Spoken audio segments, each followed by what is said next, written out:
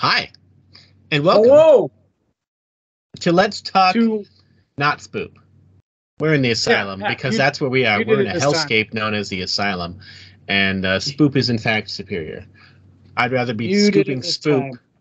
I'd rather be scooping Spoop than living in hell. I mean the asylum. Yeah, I mean that's fair. So welcome to the asylum. Sorry, I'm distracted. I'll put that away. Hello, welcome to the asylum. I am your host, Don. With me today, as almost always, Jeremy. I kind of wish I was not here today because then I could not have to talk about this movie. Which says a lot because this is a mockbuster of an actual pretty terrible film, but an entertainingly terrible film. So this, honestly, I've not seen Morbius, right?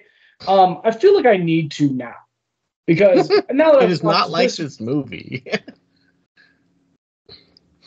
Morbius has one actor who definitely understands the assignment. Since you don't watch Doctor Who, you would know him best from he was the Skynet replacement in Terminator Genisys. The literal voice and body of Skynet. I never saw Terminator Genisys. I stopped watching Terminator movies after Salvation. Oh, he's also in The Crown. It doesn't matter. Matt Smith understands the assignment, but you'll understand when you watch the movie. This movie, though, Dracula, the original living vampire, came out in 2022, is unrated because they don't care. Because they had better things to do. And it has Michael Ironsides in it. But, just like the last classic movie, it does have a Van Helsing. And it's similar to how the current Van Helsing, the most recent Van Helsing show had a female Van Helsing. This one has, so it's clearly of equal quality, right?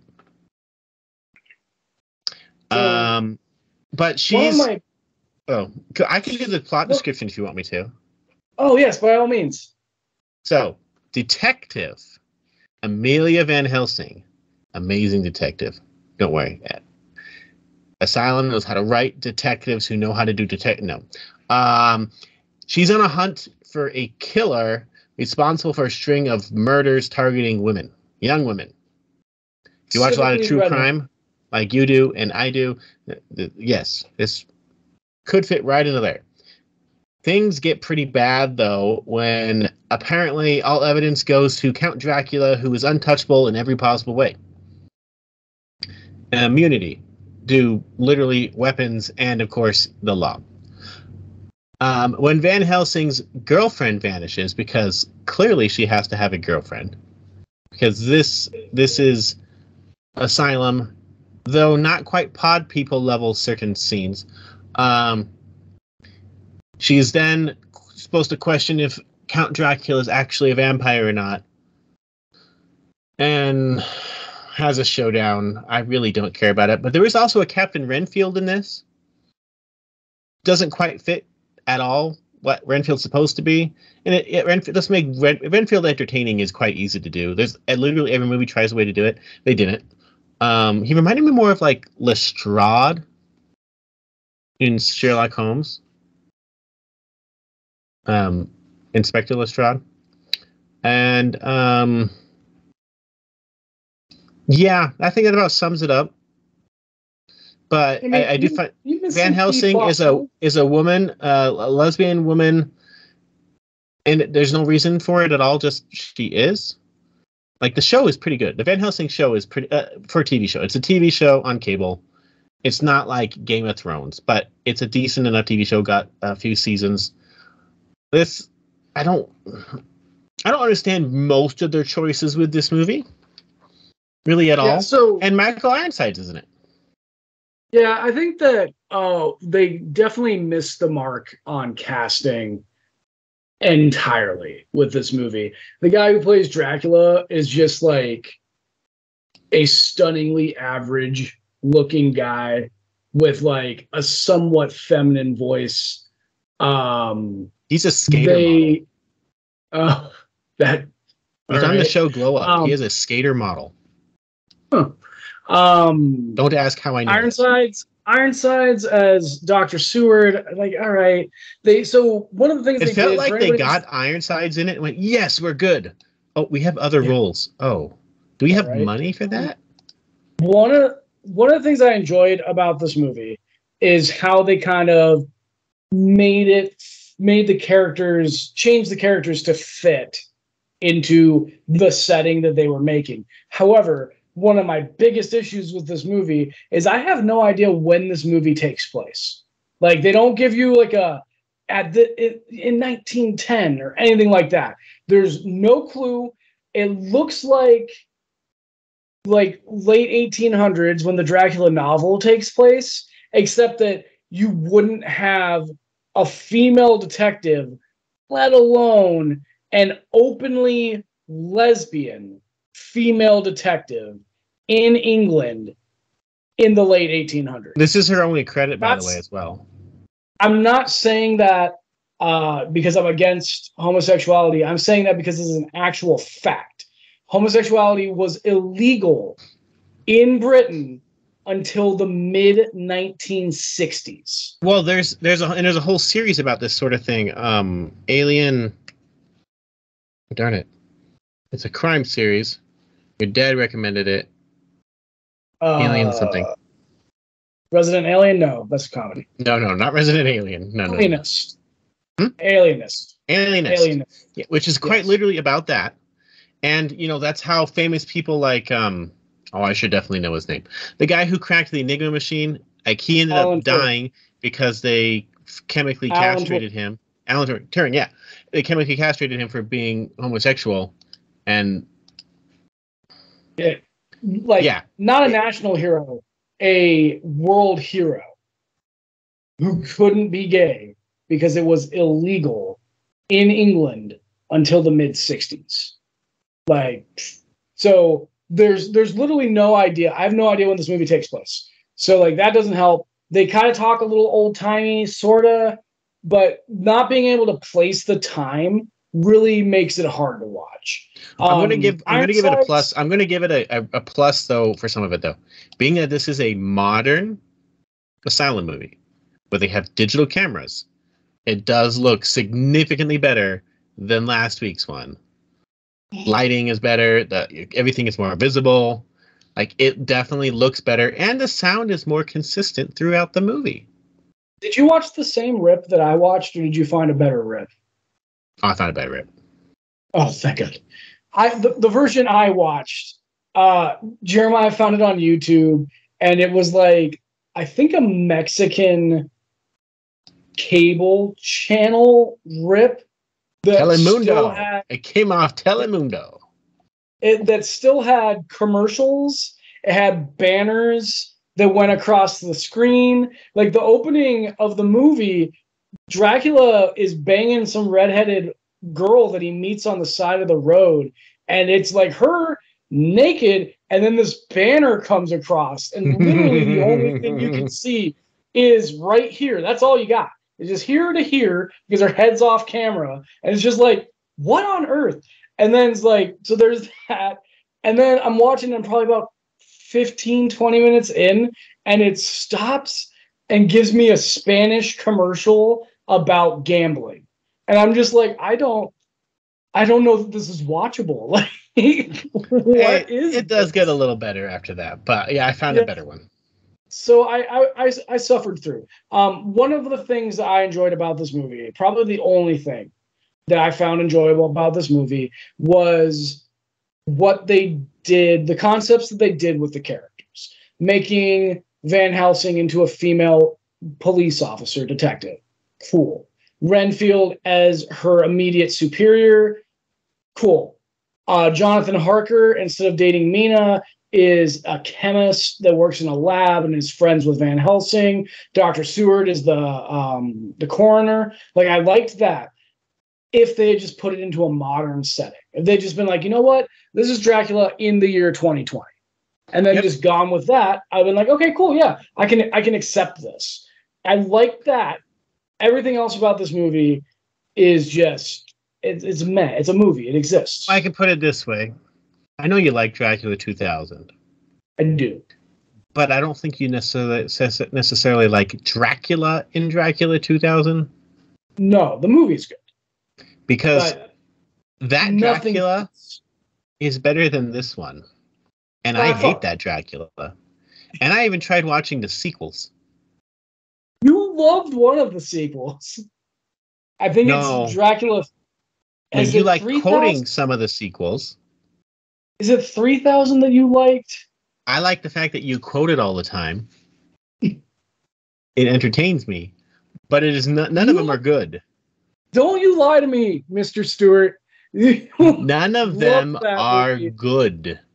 When they threw the net over him. And he counts the knots? No, he unties the knots. He strapped down. And then they throw the beads, and he's like 2,338. 42. 59. No, it's not a good movie. And Dracula in Dracula 2000 is boring. He's very boring. This one looks like they were trying to go the like Anne Rice style, but didn't go far enough. Yeah, they missed the mark completely. Because I don't mind Dracula being a sexual being. That's kind of what classic vampires have been. Vampirism has always been a euphemism for sexuality. It always has. Like Anne Rice took it much further, but vampire stories and all that's always been a euphemism for sexuality because the exchange of bodily fluids. And so it makes sense, but it's basically like think of the most wooden performance you can think of, and have that guy trying to be Dracula to like just get any reaction out of you. It doesn't work. Okay, it does not. And yes, there's nudity in this movie. Less weird random one than last week's, because last week was like, oh look, we're gonna do this and we're clothed. Oh look, we're not clothed anymore, but it's all garbage anyway. I have a feeling Michael Ironside's in here because he needed money. Because I see no reason why he's in this movie. There's literally no, like, when you think of Michael Ironside, this is not the type of role you'd ever think of, and he doesn't give the type of acting you'd think of from Michael Ironside. And a lot of the actors in this movie, this is their first movie, and it shows. Probably will be their last. Like Renfield's been in other movies.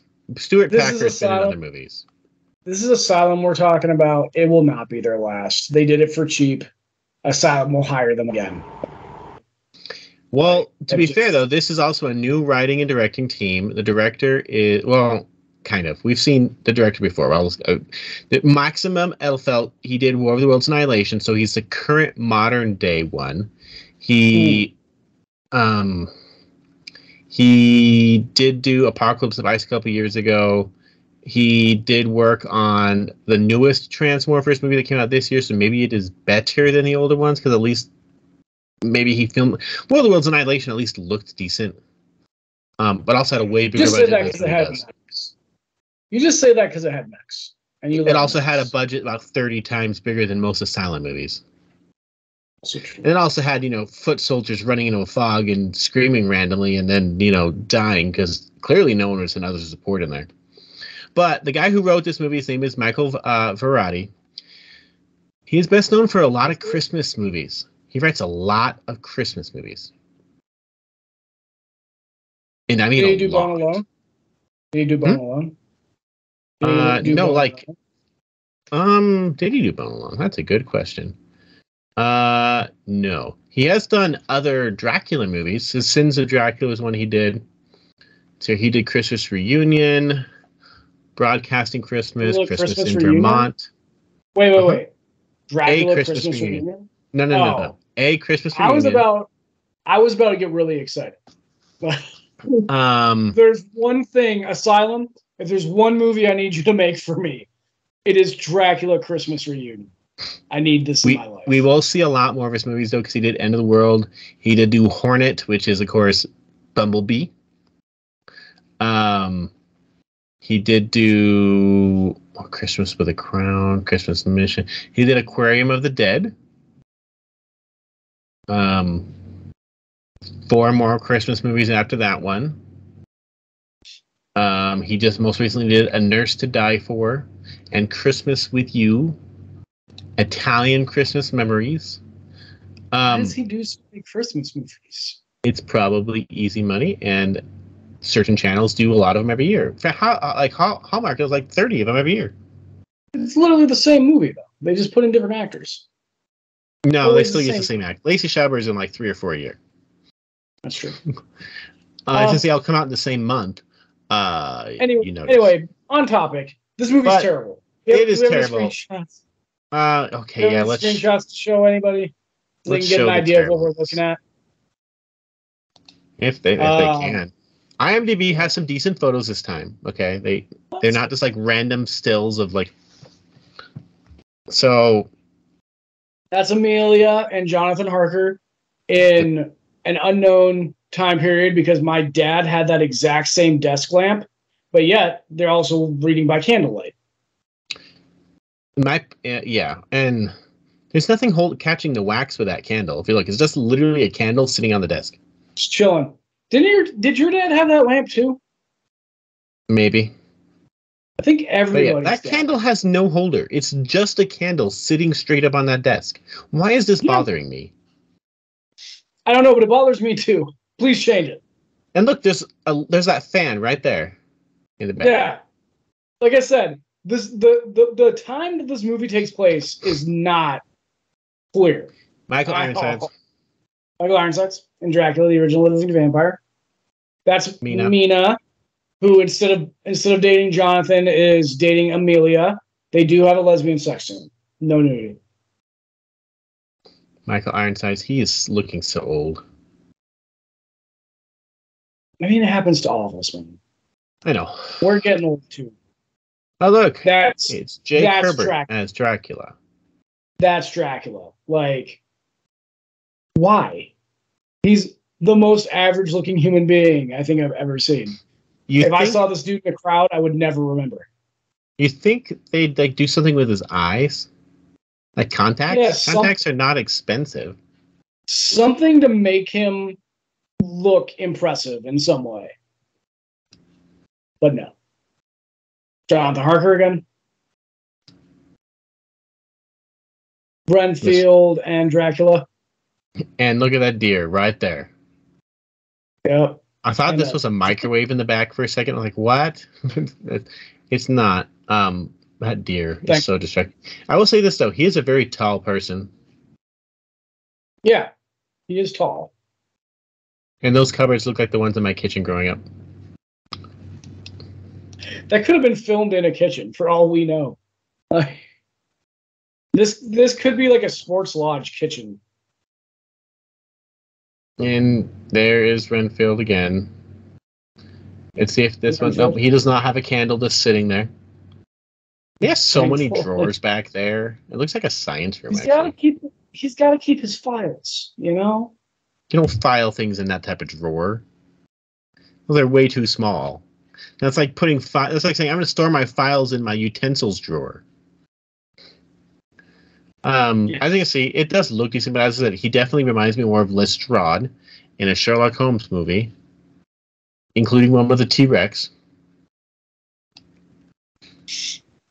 Classic. Absolute classic. And here is Van Helsing. Yep. Amelia Van Helsing. Weird shot. And the wonderful poster, which I guess is kind of accurate. It's just not good. And I don't know if Michael Ironside wants to be front and center on the poster. I think this might be the most accurate Asylum poster so far. I don't know. That snake one, eating the train, was pretty accurate. Well, that's fair. Snakes on a train. But they also added that scene because that was on the poster. It is an awful scene. That is a fact. But Michael, do you think Michael Ironside wants, like, if you look at this poster, you think that Michael Ironside's Dracula, and you look at it and go, that's not Michael Ironside. Also, why didn't they look? He's got yellow eyes. Why didn't they give him yellow eyes? So, this movie is not good. It's not. And next week, we're watching a movie that I guarantee is also not good, and you know it's not good, but I'm going to watch it because you've already watched it. Did we get any comments telling us that they wanted us to watch something else? Because I will gladly not talk about Snow White. No, we are watching Grim Snow White. You told me there was a dinosaur involved. I have to watch it. So bad. We are watching Grim Snow White. And then we are watching one that is also not going to be better. Ooh, it's also not going to be better with Sinister Squad. It might be better.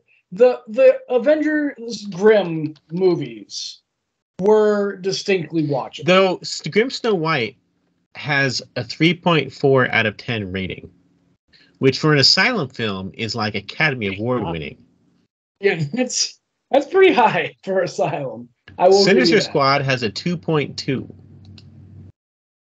Looking forward to it. And this movie had a 2.7.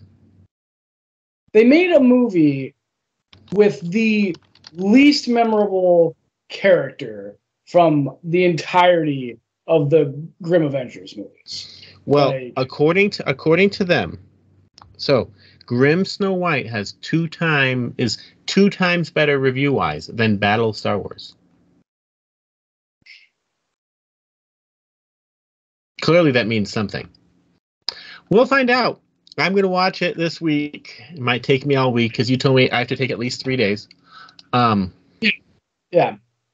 It took me 3 days. It was 3 days of my life wasted.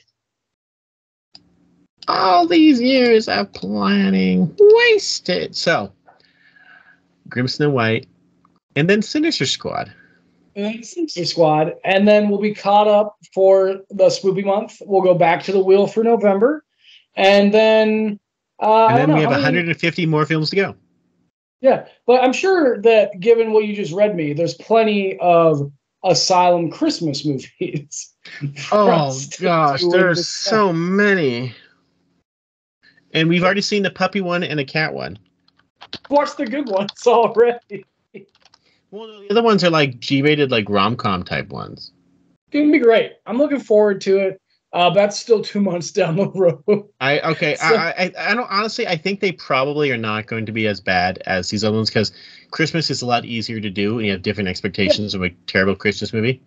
Honestly, if we do November and December and get all the Christmas ones out of the way, that might not be a bad thing. But I'd have to look at the list and actually see how many there are. Sure. Because one thing I will say about Asylum. Asylum, I've made up my mind, is terrible at horror. They are awful, awful, awful at horror. And if it's a horror movie that is horror and not horror comedy, it is going to be some of the crappiest crap that you are going to watch. Now, if it's a horror comedy and they lean into the shtick, it can be entertaining. Zombies. But if it's just a straight up horror movie, they don't know how to do it well. It is going to be utter crap, and you are going to want to die. In fact, the only franchise the only franchise of theirs that is non-horror that I am least interested in continuing is Transmorphers, because that first one was so bad, and there's 2 or 3 more. Yes. Okay, I need to stop before I get angry at this crap. But we have at least one more giant horror series to go with the Child 666 crap from The Omen. And since you're watching the Omen movies, we might need to get that out of the way as well. And speaking of, stay tuned for my Omen reviews that are coming up throughout the month. And next Friday, well, I don't know when this video is going to be up, Jeremiah. It'll be up this week, right? Yeah. This upcoming week? Yeah, so Friday, the 13th, there will be a reaction video to Don't Hike in the Woods, posted unedited directly to the channel by me, which is why it won't be edited. So stay tuned for that if you want to see me react to a fan-made sequel to one of the greatest slasher franchises of all time. And if you want to see me scream, just wait to see if they announce 14, 14, 14, and then I just might die. Well, on that note, okay, thanks, bye. Bye.